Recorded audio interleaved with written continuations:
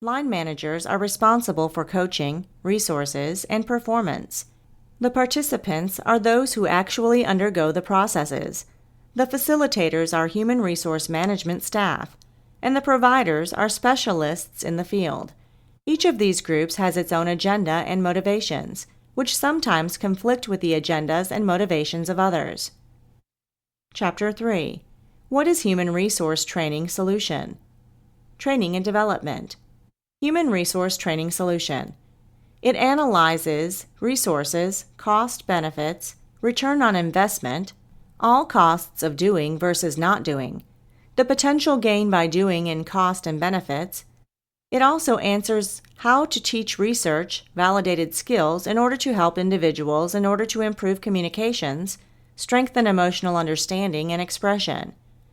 In terms of interrelationship among coworkers, it aims to improve bonding, empathy, and to learn how to constructively navigate conflicts and inter-office conflicts and personal differences.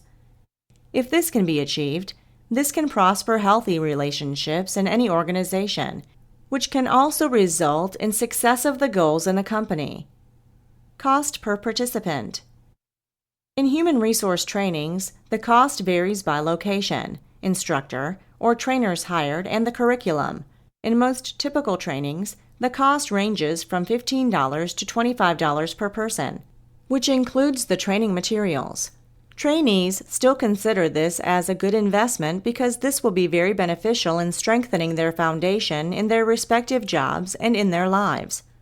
But many human resource training programs are grant-funded by state and federal agencies, and many companies will sponsor or send their protege employees to human resource trainings. So costing in HR trainings is not an issue. Chapter 4. Training Design.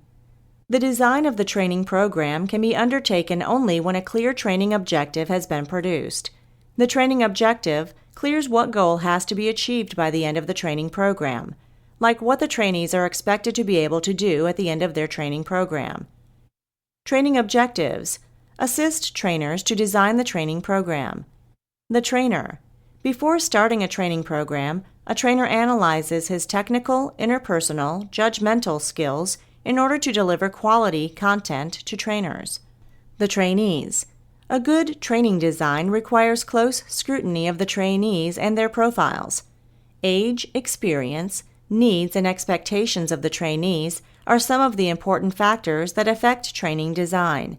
Training climate. A good training climate comprises of ambiance, tone, feelings. Therefore, when the climate is favorable, nothing goes wrong. But when the climate is unfavorable, almost everything goes wrong. Trainees' learning style. The learning style, age, experience, educational background of trainees must be kept in mind in order to get the right pitch to the design of the program.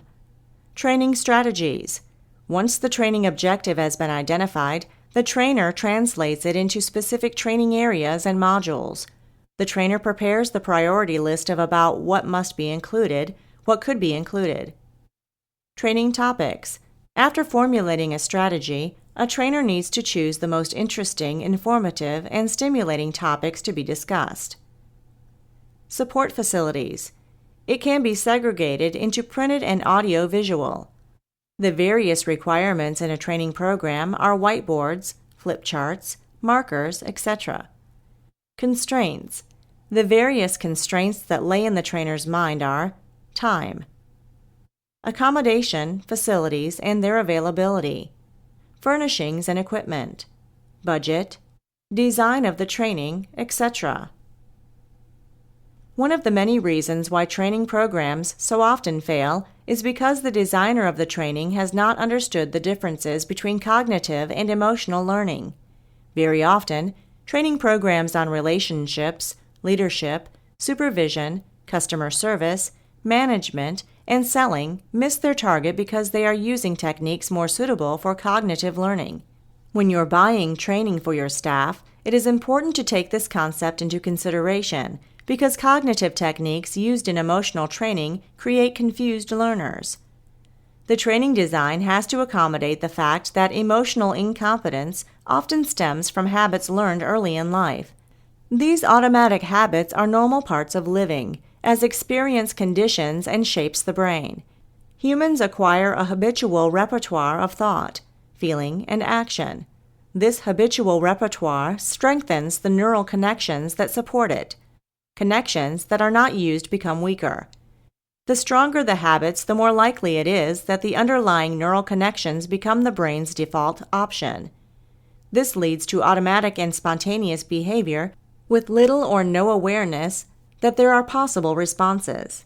So the person who lacks empathy will have a habitual habit of neural responses to overcome and be replaced with a new pattern of thoughts, feelings, and actions. This is a considerable training challenge. The designer of these training programs needs to consider the emotional capacities of a person.